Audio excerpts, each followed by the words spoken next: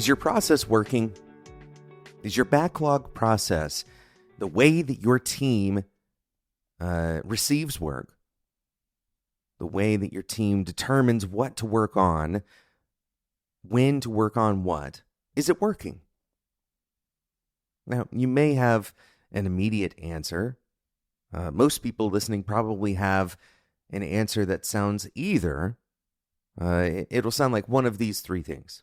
Either one, no, absolutely not. It's very broken, and we know it.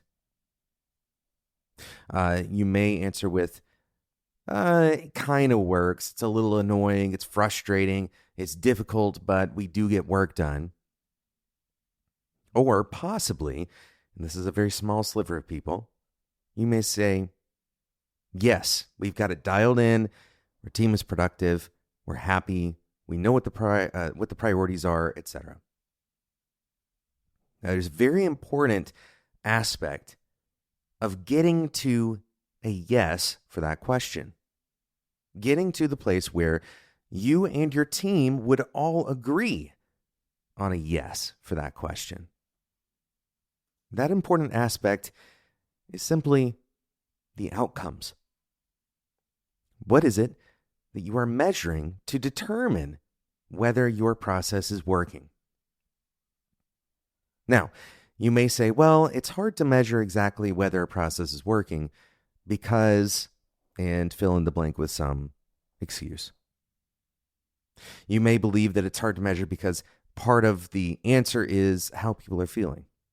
But the truth is that you can measure how people are feeling, especially if you're a manager. That should be part of what you do in your one-on-ones with your various reports.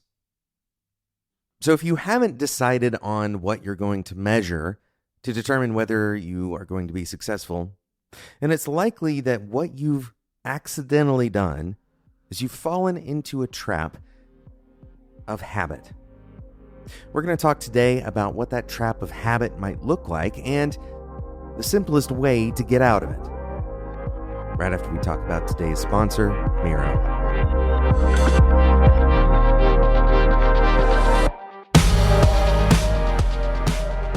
If you've been listening to the last couple of episodes, then you know my genuine excitement about today's sponsor, Miro, and that's because I genuinely use this tool multiple days a week. Sometimes it's every day of the week. Depends on what phase we're in as a team, especially if we're in any kind of planning phase. Any kind of planning phase, we use Miro pretty heavily. This is a wonderful place to do planning because it is so flexible. The thing that my team loves about it is it allows us to do things like a quick retro. We can do an ad hoc retro. We can upvote items. We can send those items over to our Jira board if we want to. We've modeled these major systems, huge, events of multiple service connections, like a multi-service environment. All of the events are getting passed around. Miro can handle all of it. And it does so with excellent performance. So as an engineer, I'm very happy to use the product because it never really lags on me.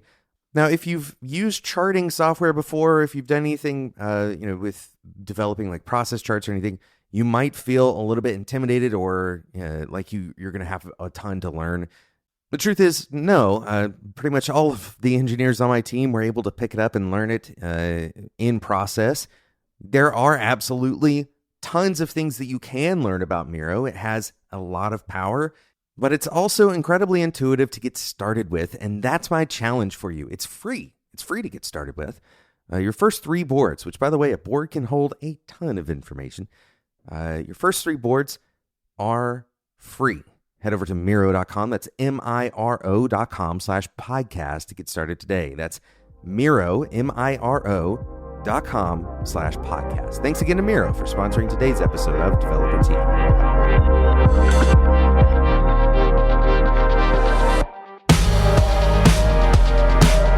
What is the habit trap that we're talking about with backlog management? Well, you've probably been on a team that has experienced this. You get into a rut. Maybe you set up your calendars so that you have your recurring meetings. Your schedule is set. Everybody knows what time stand-up is. Everybody knows, when you're going to do planning and all of this stuff, right? And then you don't really revisit that. Maybe you even hold retros, but the retros are not necessarily translated into any kind of process improvement, any kind of feedback into the team's way of operating, especially as it relates to the backlog. And so you end up with this inertia that comes as a result of forming habits. Everybody gets used to that schedule. Everybody gets used to the way of doing things. Let's say, for example, that you're using a backlog that has user stories. Those user stories get broken down into tasks, and the tasks have acceptance criteria on them. You probably have done something like this. If not, this is just another way of saying requirements for that work. It's very possible that if you're like most teams, you've allowed your quality on those requirements to slip over time. This means that you're not as stringent on entering all of the details that you can whenever you are refining that backlog. Whenever you're actually going through and saying this is ready to be worked on, the quality of those requirements may not be as good as it can be. Right? That would be a symptom of falling into these habitual motions. The idea is that the habit is what you are satisfying. Think about this for a second. The habit is what you're satisfying, not the actual needs of your team. Your backlog is suffering even though you're consistent with all of the things that you are saying are going to help you with your backlog. So what's the fix? What is the fix to getting out of the habit trap? There's going to be two things I'm going to recommend. All right.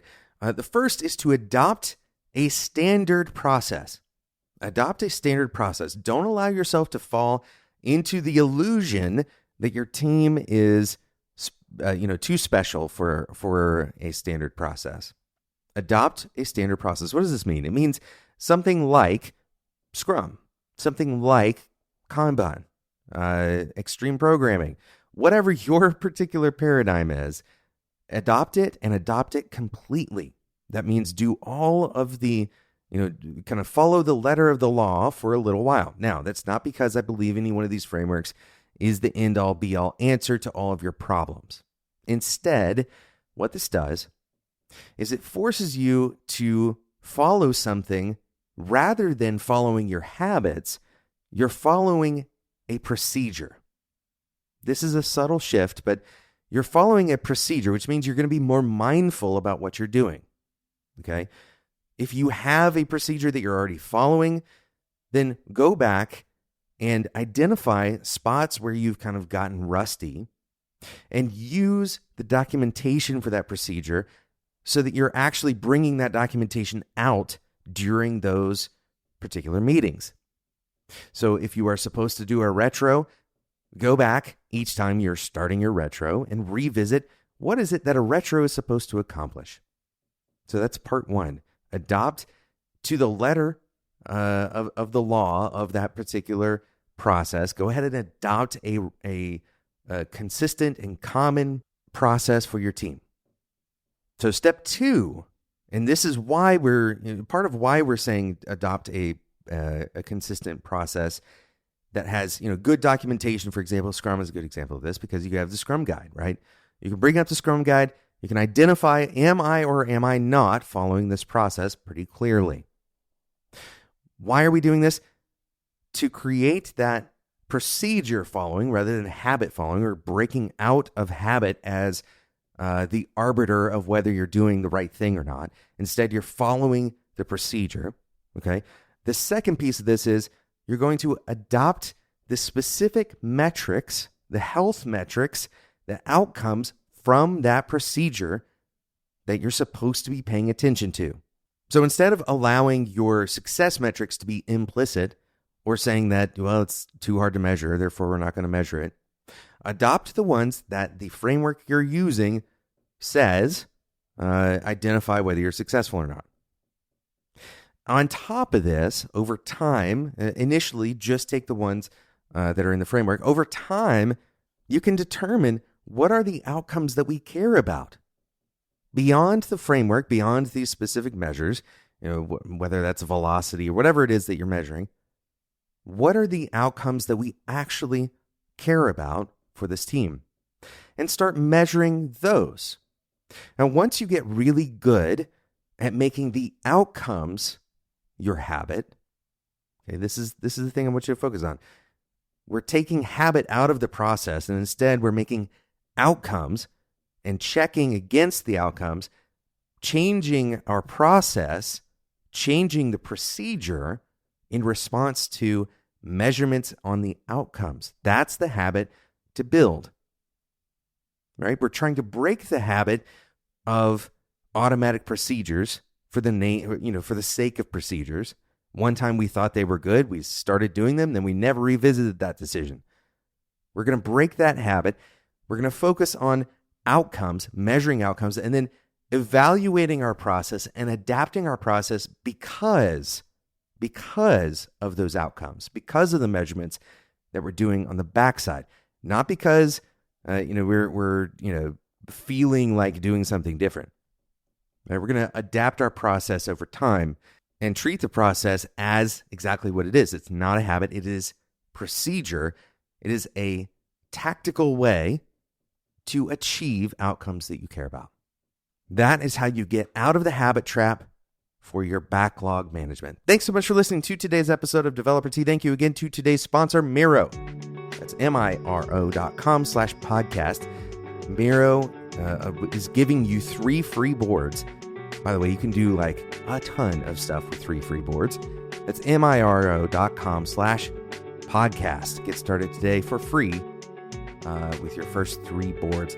Thanks so much for listening to this episode. If you enjoyed this discussion, I'd encourage you to join the Developer Tea Discord community. Head over to developertea.com/Discord. Thanks again. Until next time, enjoy your tea.